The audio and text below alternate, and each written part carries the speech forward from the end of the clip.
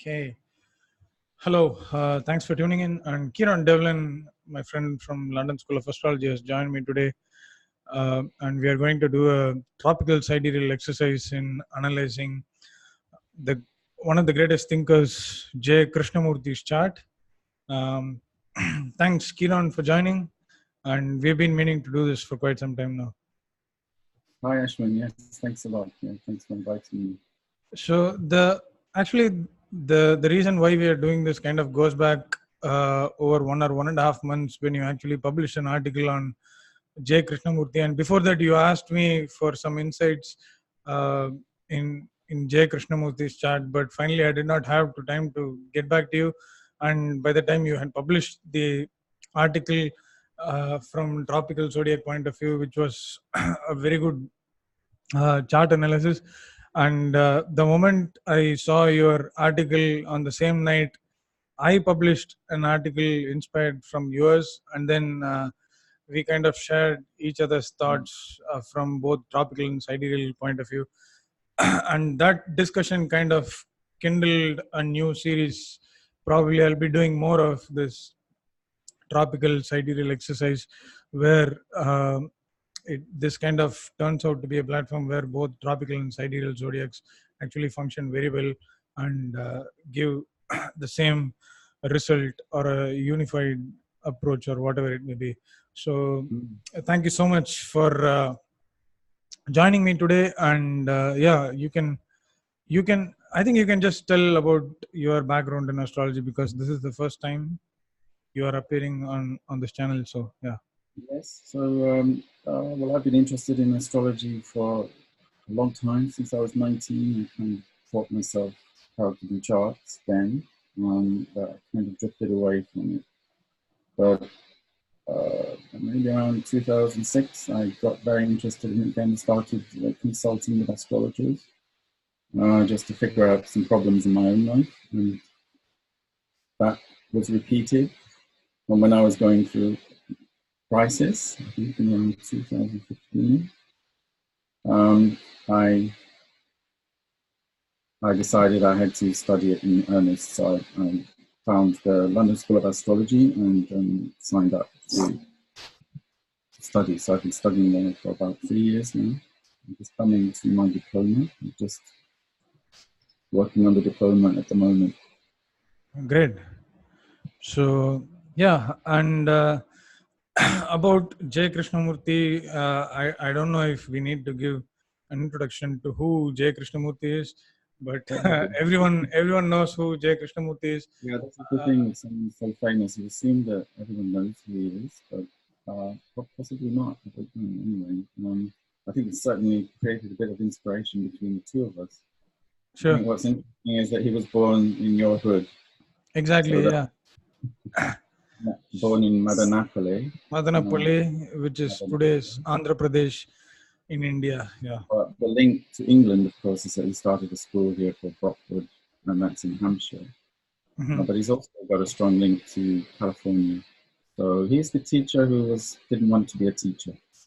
Well, I think the title of my article said it: to be a guru or not to be a guru.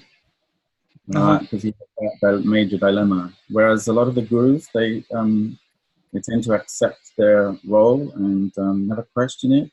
You know, you have people like Sadhguru, Osho, various other gurus, especially Indian, and there's a tradition there that you don't mess with the hierarchy. So what I found really interesting about Krishnamurti was that he challenged that whole model. And it's strange because, ironically, people maybe followed him even more because of that. So that fascinates me. But I've known about Krishnamurti since the 1970s because I knew people who were studying philosophy and they had attended his school. So he's always kind of been in the background. And there's plenty of YouTube videos if people want to listen to him. Some people say he's very challenging because he doesn't really give you a concrete set of ideas. It's more to do with inquiry, the nature of inquiry into the mind. And I find that interesting as well because he's not asking you to believe anything. It's asking you to question everything. Sure. So the thing about Krishnamurti is that he kind of says things and he pulls the answer from our own mind or from our own mouth while we are actually reading something of his work. Apparently, he didn't read many books, possibly only even the Bible or very basic material. He must have had access to a lot of books. Sure. Because he was cultivated by the Philosophical Society and trained almost to be the vehicle. They called it the vehicle for the Maitreya. They thought that he was going to be the new great master of the 20th century, and that it was an amazing coming, and he was a kind of channel for that. He was trained, and he was sent to Oxford, but apparently he didn't pass his exams. His brother did pass the exams to get into Oxford or Cambridge, but he didn't. I'm not sure what happened, but he wasn't particularly academic. But however, he could hold his own with great thinkers and physicists like David Bohm. He was a great friend of Aldous Huxley, who was a famous writer and philosopher and mystic. And he didn't really need to have all the knowledge. Knowledge for him was intuitive rather than bookman. Okay. So he managed to. I think what comes out in the chart is that, if you launch straight in, he has Uranus, very, very strong Uranus opposite the Sun in the tropical chart. So he was born in 1895 in Madanapalli in India. And this Uranus is very powerful because it's in Scorpio in the 9th house. So the 9th house is usually associated with philosophies and beliefs and higher order thinking. And also Scorpio would lend a lot of penetration. I think that's what comes across. He has this very, very penetrating mind. I would say radical. Sure. It goes to the root and asks you to rethink radically everything, including language, the language you use, the labeling. He was particularly good on religions. He very often just called all religions a circus. There was nothing more than that. You're just watching a circus. And I think he said about Christianity that it was 2,000 years of propaganda, and that almost every reason for going to a temple would be just like a circus, or no other reason. It's not real, or it's not authentic. He talked a lot about people being authentic and following the authentic knowledge from their inner self. So that was probably quite shocking for a lot of people who were looking to this guru to tell them how to do things, but he never told anybody how to do anything. He just asked them to question and find out for themselves. Let me bring up the chart. So this is what's the house system? It's the Placidus house system, right? You use tropical zodiac with Placidus house system. Okay. Cool. Okay. Yeah, you can go on. Just let me bring up the chart here. So I think I was saying that you see this very strong Uranus. I think to me that stands out in the chart. And I mean, the way I approach chart analysis is, of course, I picked up a lot of basic techniques from Frank Clifford, and he emphasizes things like looking at the Sun, Moon, Ascendant trio, looking at the triplicities and quadruplicities, the elements and modalities. And what's very evident here in Krishnamurti's chart is that everything on the quadruplicities, on the angles, are all fixed signs. So he's got a fixed ascendant in Aquarius. The descendant is in Leo, another fixed sign. He was born at Taurus, a fixed sign, and his MC is in Scorpio, fixed sign. So that's a lot of fixity. And he was famous for being quite stubborn and insisting on things, or digging in his heels, which is a typical Taurian trait. So, for example, I think when he was discovered on a beach by Charles Ledbetter of the Theosophical Society, who immediately saw this aura in him. But when he was asked to come to be schooled by the Theosophical Society. He didn't want to go alone. He wanted to go with his brother. So he insisted that only his younger brother had to come with him. So from a very early age, he was already insisting on certain things and digging in his heels. He wouldn't do something if he didn't want to do it. And it took a long time for people to recognize the value in him, because people would say he had a very vacant stare, or he would appear to be very empty. So there were people doubting that he would become a teacher at all of any significance. So yeah, I would look at these points. So the angles are very strongly fixed. He's got a stellium of planets really across the 4th and the 5th houses. So we've got the Sun close to the IC, then Mercury, Pluto, Neptune, and Venus all in Gemini.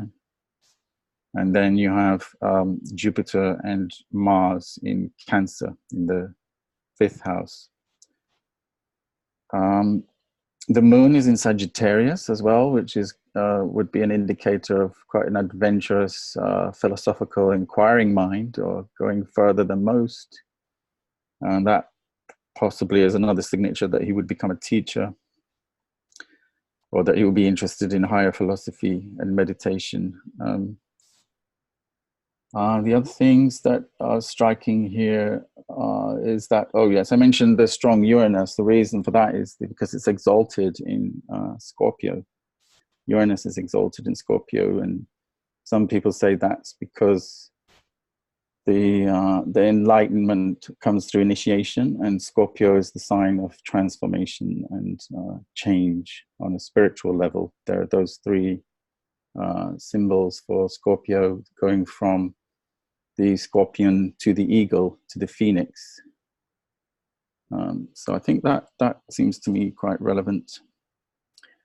I think what I focused on in the article was that there are these contradictions. So on the one hand, he was supposed to be what we imagine a teacher who was very ascetic and in this kind of stage of self-denial and deprivation to go away from the world, but he thoroughly enjoyed everything to do with the basic sensations. So eating luxurious food, he would dine at Fortnum and Mason's when he came to London, and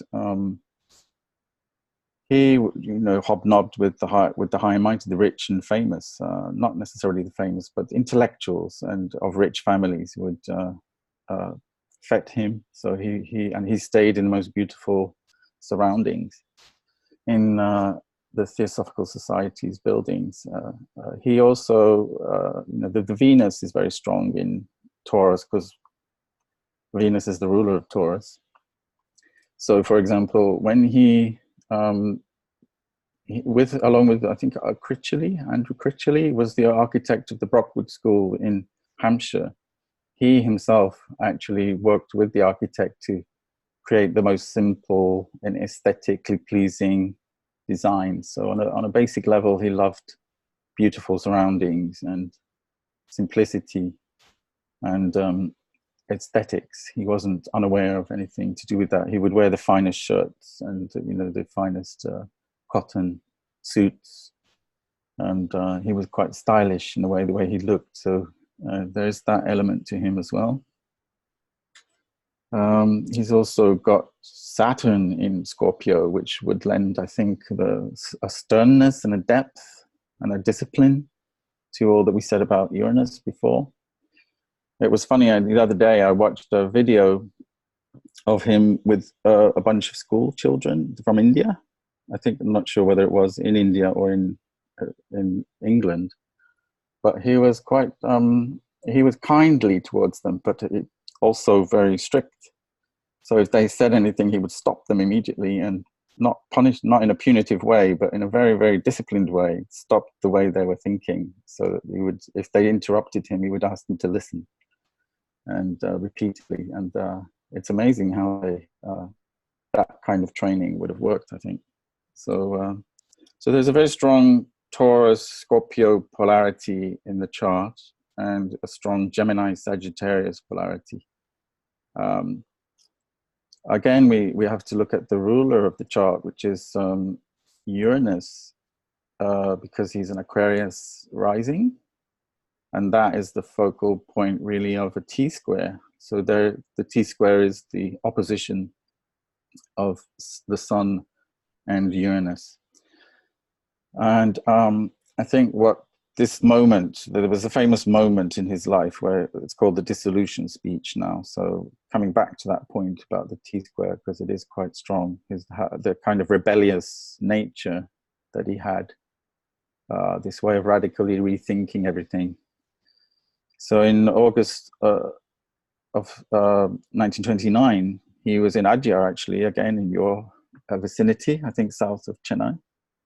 He gave a speech, which was now called the dissolution speech, where he basically deconstructed this guru myth. He dissolved the order of the Star of the East, which had been created just for him, had been created as a vehicle for him.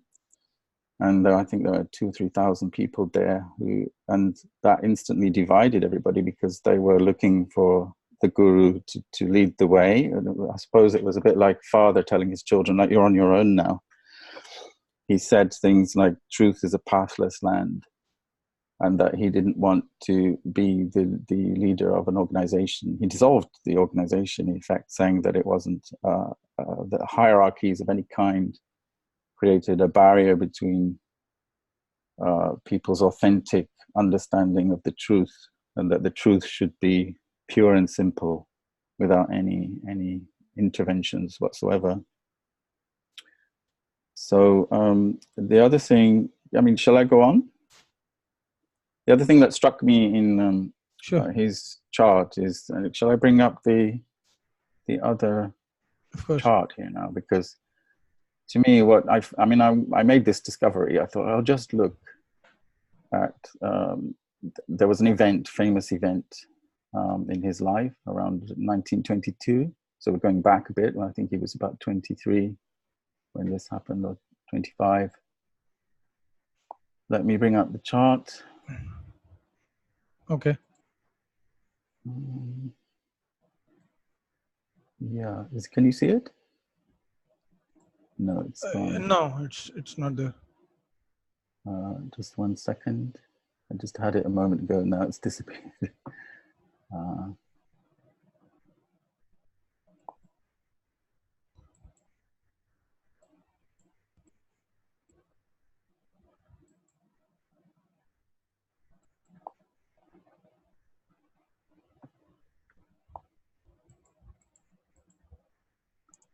I can't locate it just a minute, so rather than waste time, I will just talk about it. Okay.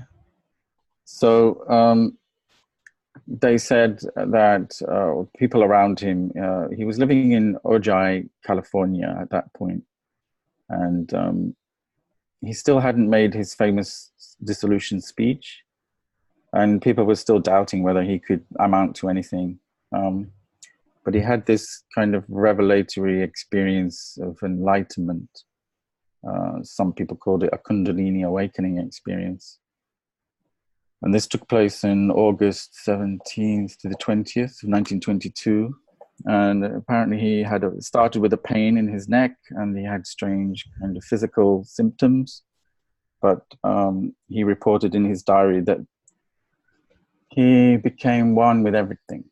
Or there was some sort of mystical experience where he had a clarity that he had never had before.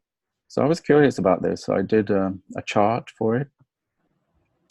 And amazingly, on that day, there was a mystic rectangle. So just to explain what that is, it's quite an unusual configuration in the chart of two oppositions linked. Basically it would look like an envelope or kind of rectangle with crisscrossed by two oppositions and joined together and kind of locked together by two trines and two sextiles at either end.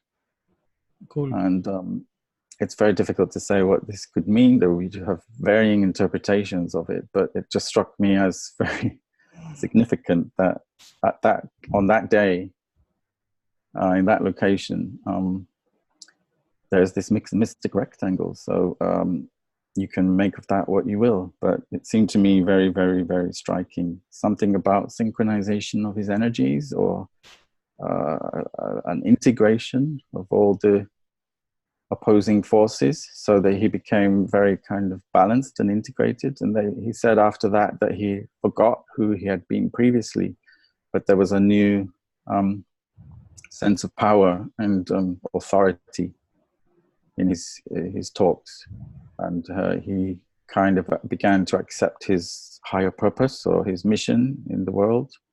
And that wasn't what other people thought it was. It was to be the anti-guru rather than the guru. Okay. So that's kind of very interesting to me. And again, at the same time in the chart, there is a grand fire trine which lasted the whole 3 days. But at the moment that it began, there is a mystic rectangle. Okay. I will try to still find it, but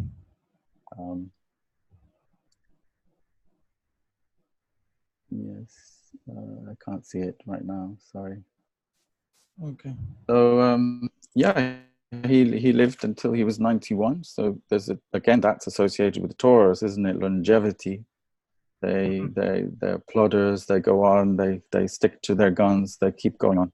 They like things to be simple, and they love their creature comforts. And another interesting thing about the chart is this idea of the final dispositor. So if you track all the rulerships around the chart, there's a significant underlying planet, and that is Jupiter again. So that would emphasize the guru nature, the fact that he was a teacher. People saw him as a teacher, whether he liked it or not. Whether he himself didn't want to be a teacher, they thought of him as a teacher. He would regularly give lectures and talks, very often sitting in simple surroundings under a tree or in the garden. And he would just answer questions. He wouldn't prepare anything. Sometimes he would speak very slowly and thoughtfully. People said he had an aura of love and well-being, and that they would feel it whenever he came in the room. They would feel that, or they would sense that in his presence. So a very interesting character. Sure. I could go on. I mean, there are lots of other things that, to look at. There are 0 planets in the 2nd, 6th, 7th, and 12th houses, and sometimes you could argue maybe he might have been trying to compensate for things in those areas. The concentration in the 3rd, 4th, and 5th would mean that he did have a kind of personal touch. So he came across as personably very likable, but still divisive, I think, because not everyone could accept what he was saying. Okay. So I'm very interested to know if I think the idea here is, well, so if that is the point of view looking at the tropical chart based on and tropical notion of the zodiac, then what would the sidereal also have to say about this man and this chart? It's interesting here because the lot of fortune falls in Cancer, and Moon becomes the ruler of fortune, and Moon is placed in Sagittarius, and that kind of acts as a very soul dominating factor to kind of establish that he is actually a philosopher looking at this chart. And Uranus in 9th house kind of establishes that he is also rebellious and brings in new ideologies. And I think, another interesting thing is that he was largely connected with, if not actually connected with the people who are working with the New Age movement, but he was connected with the New Age movement in the Theosophical Society and all those things during that particular period. So so it's I mean, the perspectives are very interesting, but still it is largely relatable, and not just relatable, it is actually related to the natives. So it's fantastic. Did you by any chance look at the zodiacal periods of his life to see if those Sure. significant turning points in his life might be 1922, 1929, maybe around 1980, I think, when the Brockwood School was set up. Haven't done that, but I did attend the Chris Brenner's lecture and became interested in zodiacal releasing. Okay, zodiacal releasing. I haven't done that for. If you know the date, maybe we can do it. Starting from the Out of Fortune. Yeah, we can release from Lot of Fortune or Lot of Spirit, whatever it may be. But yeah, sure. Okay, so do you know some kind of event during that time? Any one event could also do well. So because I kind of I did not look at the events of this chart, but I wanted to kind of analyze the overall theme of the childhood of J. Krishnamurti, because that is largely an untouched area of Krishnamurti, and he had a lot of suffering as a child. So I think he was probably around, I can't remember exactly, around 9 when he was discovered on the beach, and his brother was 2 or 3 years younger. Okay. And at one point, the Annie Besant would have gone to his father to ask for his official release, and I think she said that you know, if he would have been taken into their custody in order to be trained to be this so-called vehicle for the new leader, that he would eventually go to England, and that he would be. She promoted the advantages of an English Oxford Cambridge education. Okay, and I think that maybe have convinced his father to sign over the guardianship of his. Oh, so he was 9 by then? His brother was called Nitya. And I think, so Jiddu insisted that Nitya had to come with him. Okay. And that probably took place around the age of 9 or 9 or 10? 12, and I think 9 when he was discovered. I'd have to check the details. Okay, do you want me to check the, do you just want me to show the zodiacal releasing periods of, I mean, when he was 9? Yeah, I would be interested to see if there are any major turning points that the. But one moment, I'll just share. Traditional method. Do you want something else to? Traditional Methodism. Do you have if you have something else to talk, you can just go on, and then we'll look at that 9 or 10-year-old period by linking it with the zodiacal releasing. Yeah.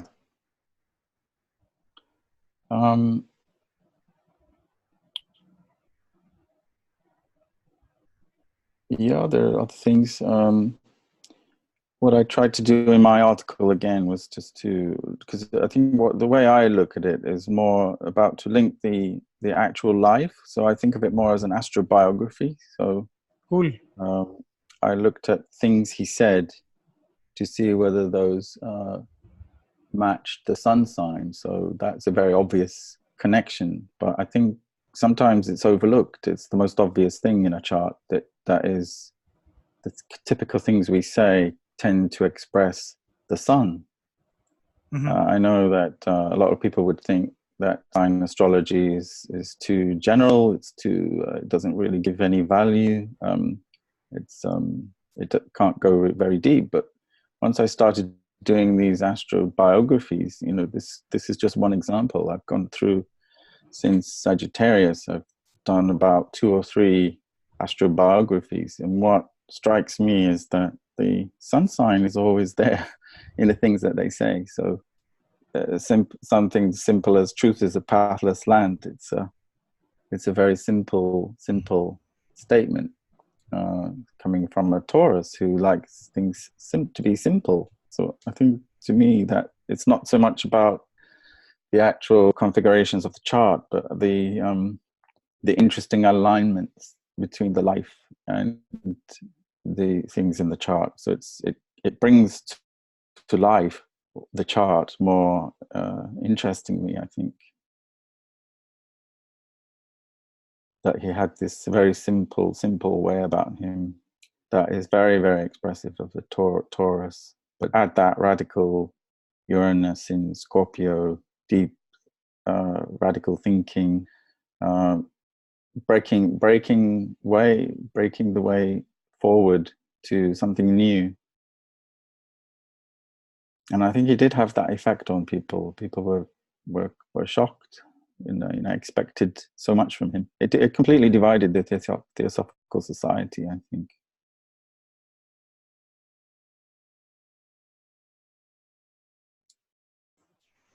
Okay, so I don't know if what people in India think of Krishnamurti these days. What his reputation is like, because he had a global following. yeah, sure. Krishnamurti, Krishnamurti is always a he's a global.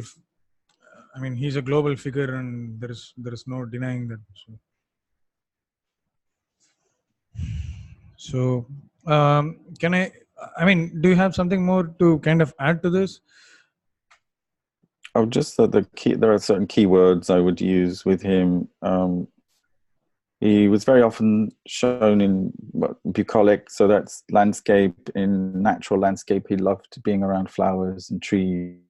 So, yes, the other thing is some commentator said that he began where Buddha left off. So remember that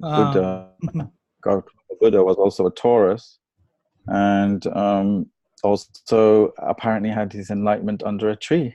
So, trees are very, very significant.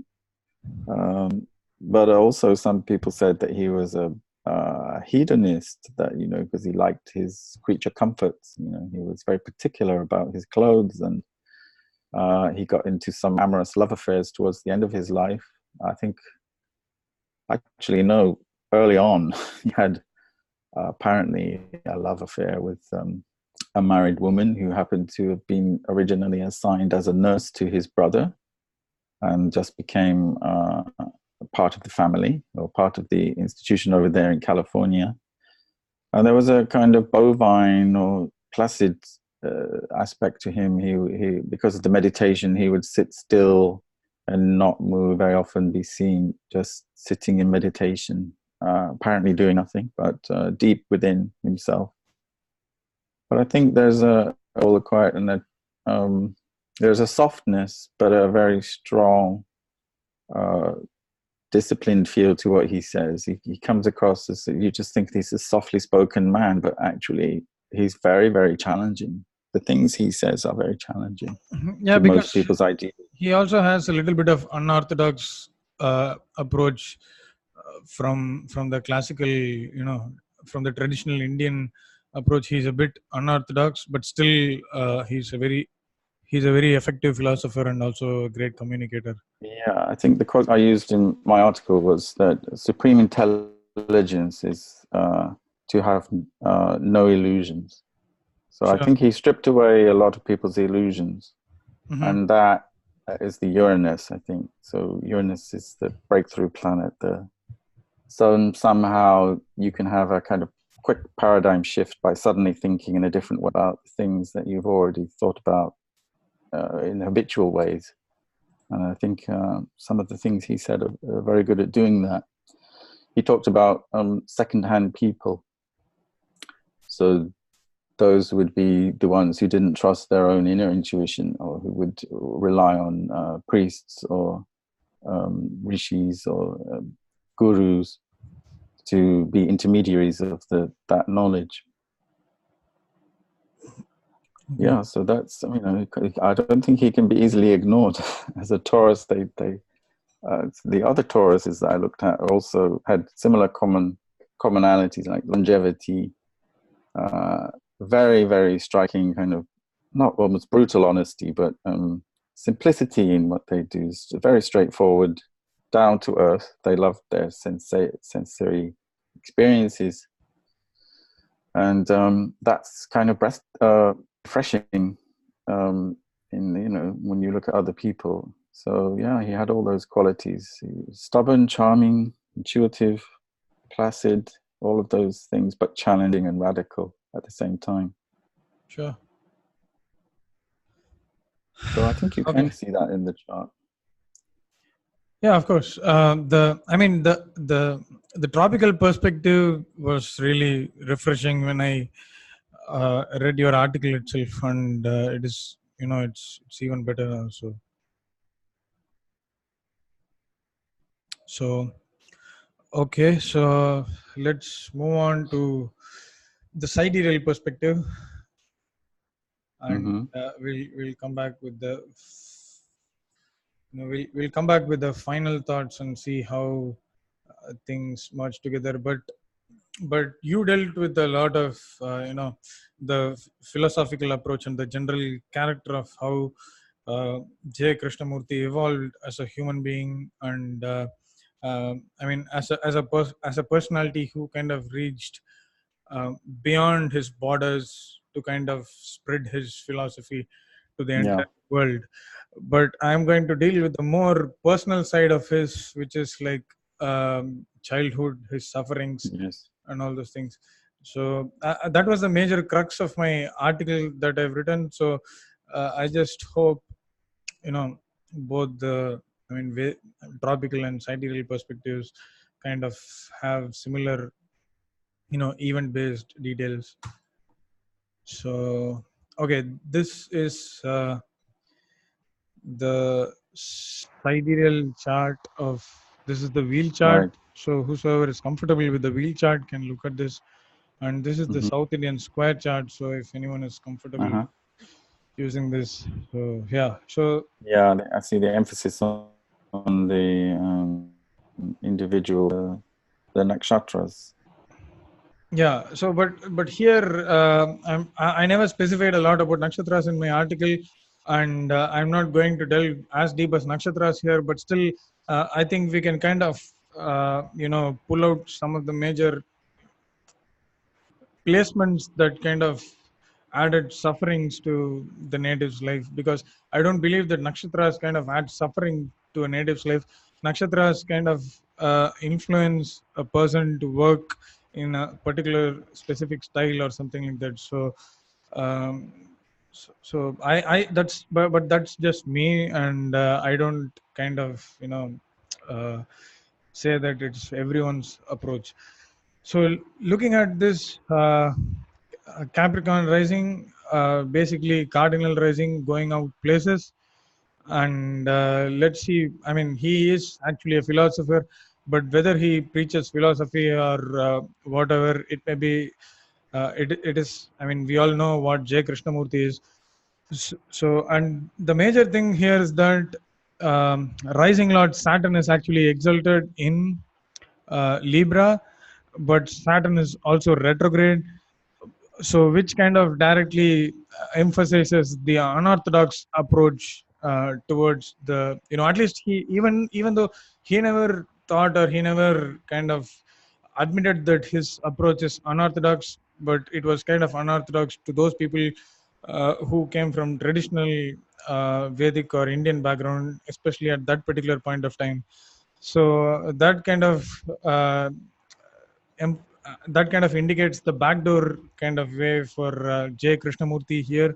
But the exaltation of the rising Lord kind of indicates that his methods are pretty effective, even though they are unorthodox. So I personally had a lot of love for Krishnamurti's work because it kind of changed my approach towards life to a larger extent. So that is something that I have to surely admit here. So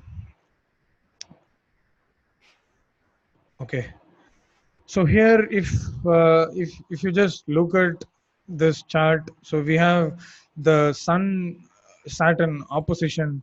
So if you can also see it here, so the Sun Saturn opposition is a very troublesome thing, as we all know, in terms of adding sufferings to the native's life, because Sun signifies father, and Sun is falling in a natural, opposite aspect from Saturn, which kind of puts a lot of emphasis on the suffering of the native. And fourth house deals with the general comforts.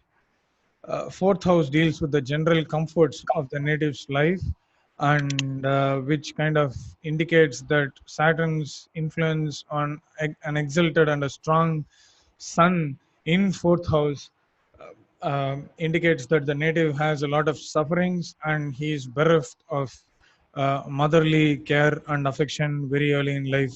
And sun is also the eighth lord, and eighth lord in a strong position kind of always brings in a lot of difficulties and discomforts during the early part of life. And we also see that Rahu is placed in the second house, which is the north node, and again a natural malefic planet. And what makes the north node even more stronger in the second house is Saturn's strong position in Libra. And Saturn's reception to north node kind of makes north node pretty strong, which kind of made him an effective orator and communicator in future. But in the early part of life, I also think it kind of gave a lot of sufferings to the native's life. So I'll just take you through the early part of Krishnamurti's life. So Ketu's Mahadasha was, I mean, the Ketu Mahadasha began when he was born, and Ketu is placed in the eighth house if you look at this chart. So any planet, eighth house, we all know what eighth house offers. So eighth house is all about troubles and difficulties, and dealing with all those things can be very tough, especially at the early age. And the fact that dispositor of Ketu, that is the south node, is placed in the fourth house in a very strong position, kind of indicates that he should have had the some kind of care and affection, even though sun is the eighth lord. It has positional strength in the fourth house, but still Saturn's opposition kind of puts off everything and adds furthermore difficulties and agonies to the childhood's life. I mean the childhood of the native. And to make we see moon placed in the 12th house, and 12th house is all about uncertainty, and moon is not necessarily good for all the things when it's placed in the 12th house. Even though moon has a benefic influence from Venus and Jupiter, we also have the malefic influence, that is moon Mars opposition in the 6-12 axis. So, and moon directly relates to the initial the childhood life. So, and moon is also mother. So moon in the 12th house is kind of a very troublesome thing, especially in childhood. And the third Vedic aspect, we use the Saturn's third aspect here, and Saturn's aspect over moon is also troublesome. So that is one thing. And to talk about the sickness of the native's life, after Ketu Mahadasha, Venus's period begins, and Venus is the ruler of the 5th and 10th house, and Venus becomes the Yoga Karaka. So any planet that rules an angle and a trine becomes a yoga-inducing planet from Vedic astrology point of view. But the problem here is that Venus is placed in the 6th house of diseases. So it kind of establishes that this native is kind of going to have some form of health issues, if not to a larger extent. But frankly speaking, Krishnamurti had chronological health issues for a major part of his life itself. And Venus is also placed with Mars, and Venus-Mars conjunction is not necessarily very good because they share exactly opposite qualities in terms of planetary nature. But see, we are talking about a very important aspect here, is that Venus and Mercury are actually exchanging signs. If you want, I can just show here. So Venus and Mercury are actually exchanging signs, but still things become hectic in terms of the actual health of this native's life, because there is a mutual exchange between the 5th lord and the 6th lord. So the good news here is that Mercury also rules the 9th house, and Venus is a very prominently benefic planet for Capricorn rising, kind of ensures that this native passes through all the troubles and difficulties that he faced, both physically and also emotionally, during the early part of his life, during the childhood and adolescence. Mm. So that the good reception between Venus and Mercury kind of uh, indicates that the native is actually going to pass through the tough situations in the native's life. So apart from that, okay, so Mars is the ruler of the fourth house here, and fourth house is mother. Again, we see that Mars is placed in the sixth house. Even though Mars can act well when it is placed in the sixth house, but when Mars becomes the lordship of Mars starts to suffer, and the lordship here is that Mars rules the fourth house, which relates to nourishment and care from mother. And Krishnamurti was completely bereft of motherly love, even when he was a child. So, and Mars is also placed with the third and 12th lord Jupiter. Lordship again becomes important here, and Jupiter's connection kind of just further intensifies the negative stuff that was surrounding the native's life during the early part of his life. And so Venus rules the majority of J. Krishnamurti's life during the later part of his childhood, and also the beginning part of his adolescence, and also the adulthood. So how Venus is placed is actually very important here. So Venus directly signifies hurdles and unclear path, and also lack of nourishment, because Venus is placed in the sixth house, and Venus is not necessarily good when it's placed in the sixth house. And more importantly, Venus is actually uh, a super benefic planet for Capricorn rising, and you really don't want to have Venus in a very difficult house. That kind of indicates abusiveness that J. Krishnamurti had faced as part of his childhood. And um, see, any planet that is placed in aversion to the rising sign is kind of going to bring some kind of difficulties in its life. And aversion is 6, 8, and 12. So now looking at Venus's other positions, it's like the triplicity ruler of Venus is Mercury, and again we have the sixth and ninth lord. So triplicity ruler is the ancient. So let me just share the image here.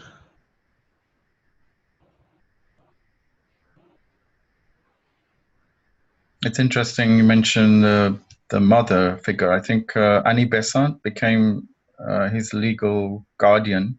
Yeah. Even in 1929, when he dissolved the order, they maintained a very strong bond in the relationship. So maybe she became the other mother in his life, because his mother died when he was very young. Yeah, sure. So I think that will be kind of reflective somewhere if you look at the chart more deeply.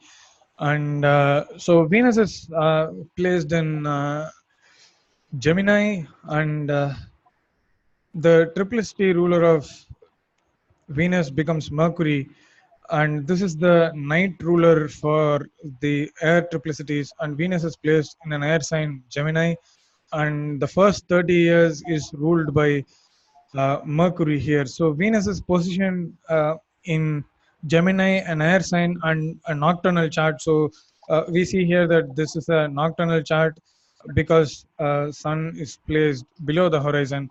So this is the concept of sect, where a chart becomes. A chart is differentiated into nocturnal and diurnal. When Sun is below the horizon, the nativity is called as a nocturnal nativity, and when the Sun is placed above the horizon, the nativity is termed as diurnal nativity. So Sun is below the horizon here, and this chart becomes a nocturnal chart. And let's just get back to Venus again. Here again, if you look, the sect-light moon becomes a very important planet for Jay Krishnamurti, and Moon is placed in the 12th house. And the dignity of sectlight is very important, and this is yet another indication of suffering that Jay Krishnamurti had during the first 30 years of his life. So, and yeah, getting back to Venus. So Venus is Venus is placed in the 6th house of Gemini, which is an air sign. And for the night chart, the first 30 years of Venus is ruled by Mercury, which is the triplicity lord of Venus.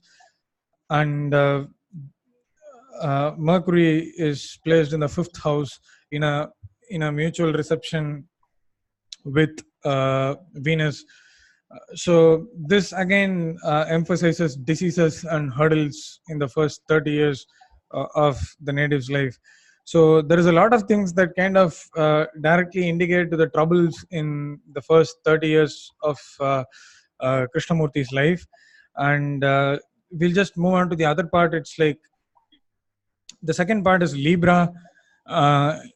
Libra is always the first gateway for the public sphere of our life, because Libra is the 7th house, and from our public life, our interpretation of public life begins from the 7th house, and from the 7th house is the beginning of a more impersonal part of our life. So that is the most preliminary thing that I want to talk about.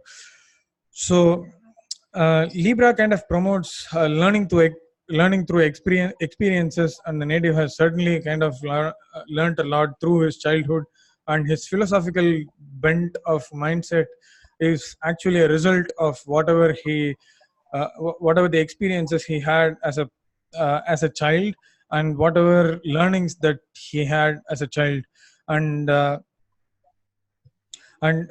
retrograde Saturn in Libra kind of tends to look up to the past experiences in terms of deciding the future course of his life. And Krishnamurti kind of relied a lot upon his past experiences, and all his teachings and writings are actually a result of his past experiences, and he shared it, globally. So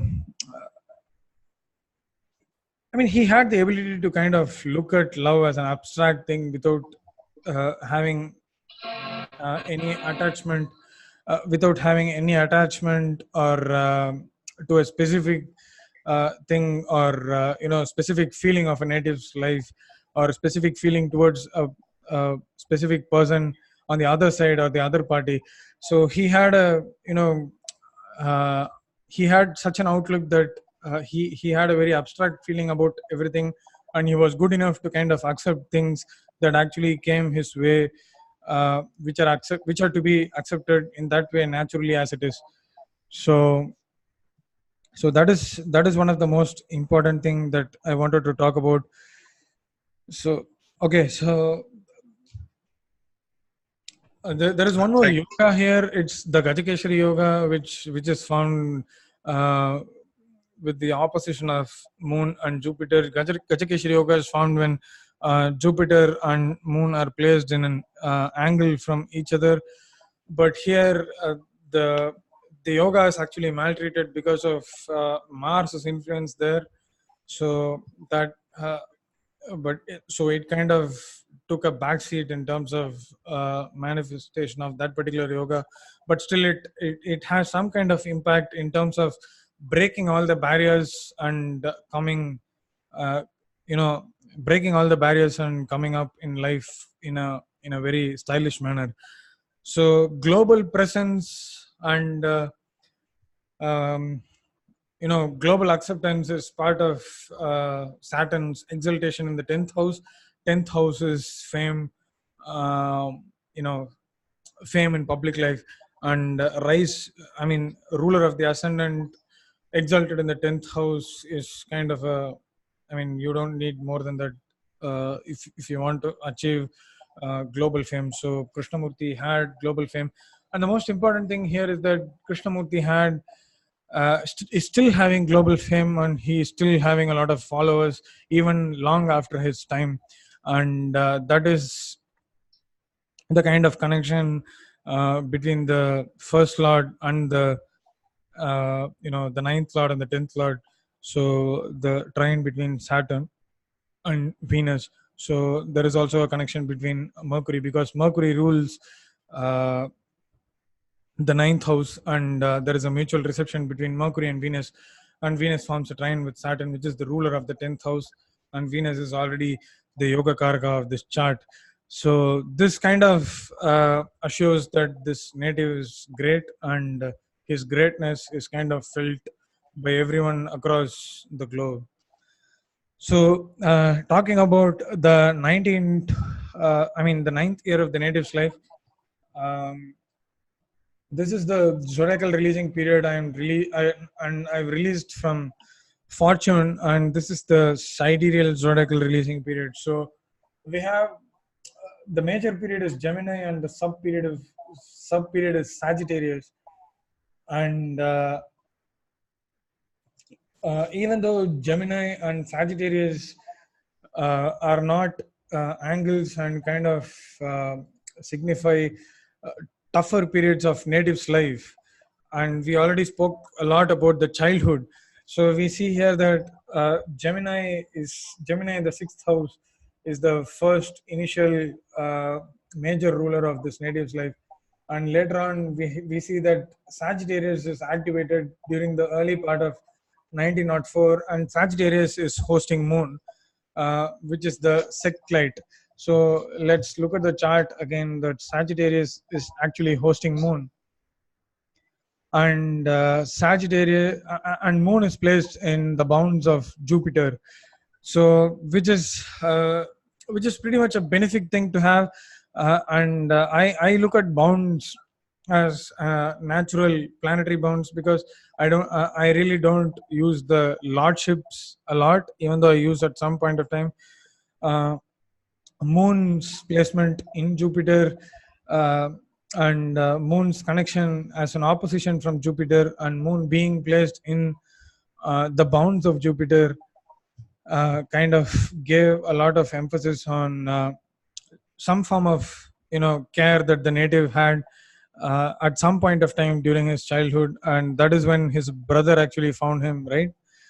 I think I have to make a correction on that. I think it was 1910. Okay. Oh, okay. 1910. Okay. So yeah, sorry.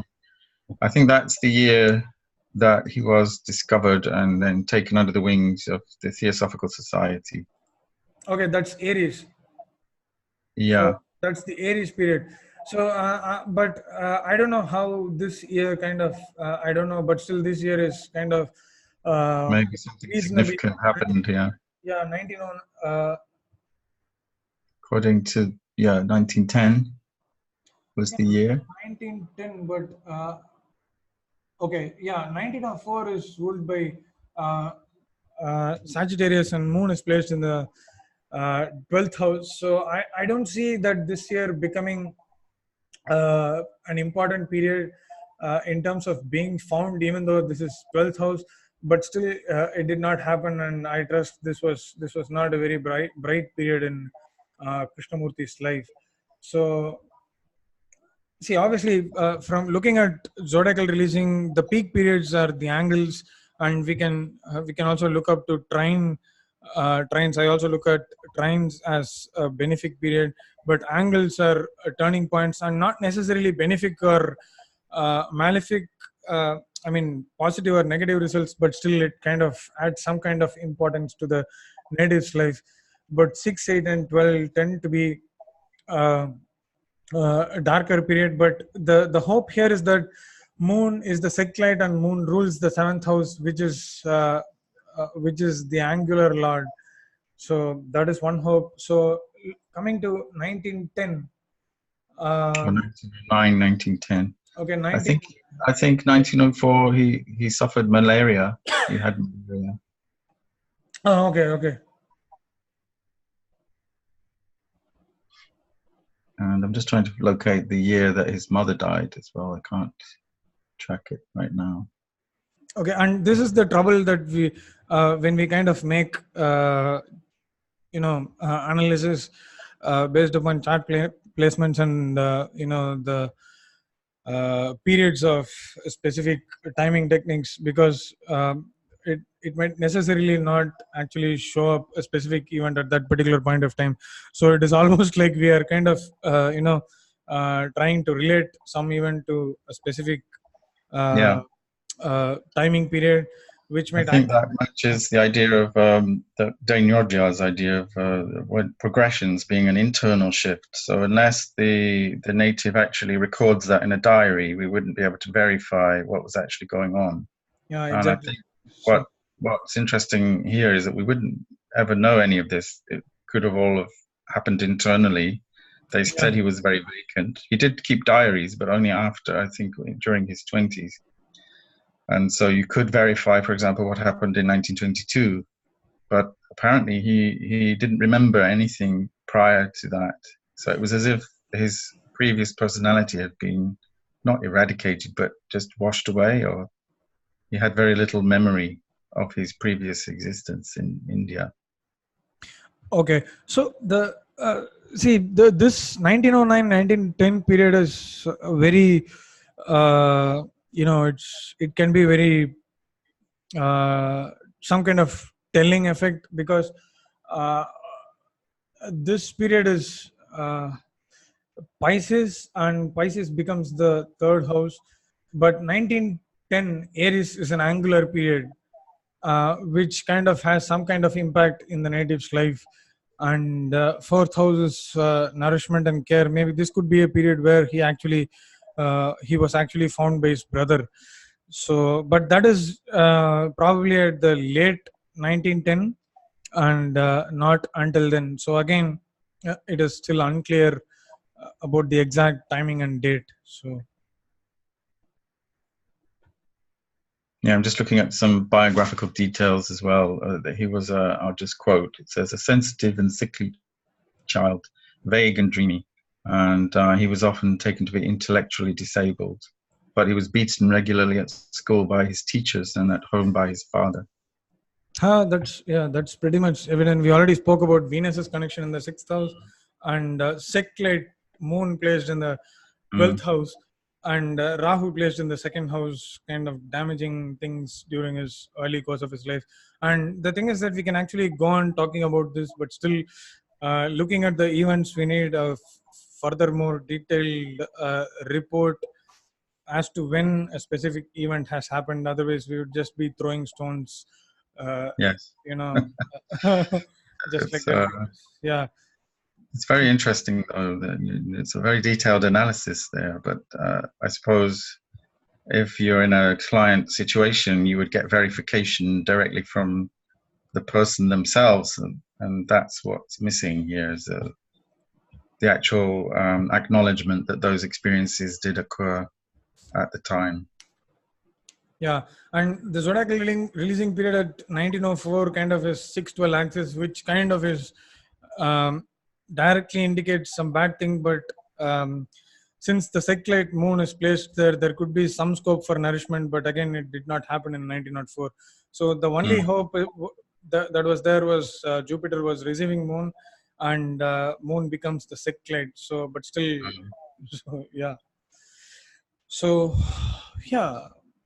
we kind of had a very detailed discussion on both tropical and sidereal point of view. So one other thing I could mention is I'm very interested in astrocartography. So I did the relocated chart for Krishnamurti in Ojai, California. And it doesn't really change very much, except I think the moon moves into Capricorn from Sagittarius, which kind of matches the sidereal Capricorn rising instead of Aquarius. Was that right? It was Capricorn? Yeah, Capricorn. Yeah. And one other just fascinating fact, I couldn't help but find it. If you draw a line from Madanapalli right through inside the globe, it comes out just south of Ojai, California, in the ocean. Not exactly, but more or less. Cool. I just found that interesting. Very good. Okay. The other side of the globe. And apparently that he was healthy there, but that's where his brother died. His brother died there. So that was a big, another major event in his life that really transformed him. But he was healthy because the dry climate there was good for his consumption. That was the reason he was sent there in the first place. And it was the place where he could be alone, because he was closeted and followed everywhere when he was in India or Amsterdam. Yeah, there was a castle loaned to the Theosophical Society became the location of the annual talks that they gave. So that was another sort of luxurious setting that he was in. That's where he gave that talk, various talks. Okay. Yeah, very interesting. Okay, cool. But many questions. So just like Krishnamurti would probably say, that we still need to keep an open mind and continue to question. Sure. And so I'm kind of interested in listening to various perspectives on one chart, because we both kind of follow entirely different methods. What I used today was very basic Hellenistic and Vedic methods, while you used modern psychological methods. And you also had indications to say that Krishnamurti had trouble in childhood, and I also had indications saying that, because I analyzed only that thing and I did not go any far from his childhood. So that was the most prominent thing that I found in his chart. So yeah, so that kind of matched up what the sidereal chart showing. I didn't see much in the chart. Of course, there are so many layers to one chart. I mean, I would have to go back to it to see if there are any other indicators. There's only so much you can cover, and I think sometimes it gets almost too much information. What I tried to do was focus on the key things that were very obvious. But of course, sometimes I bring in Sabian symbols as well, which is very controversial. A lot of people don't like the idea of that. But sometimes if a symbol speaks, I would look at that as well. And we didn't even touch upon fixed stars. I haven't looked into the fixed stars, but that's another aspect, another layer to the whole analysis. Yeah. Okay, so this kind of becomes a good start to what might actually turn out to be a very regular thing. I mean, the tropical sidereal exercise, it's very interesting because we have two perspectives.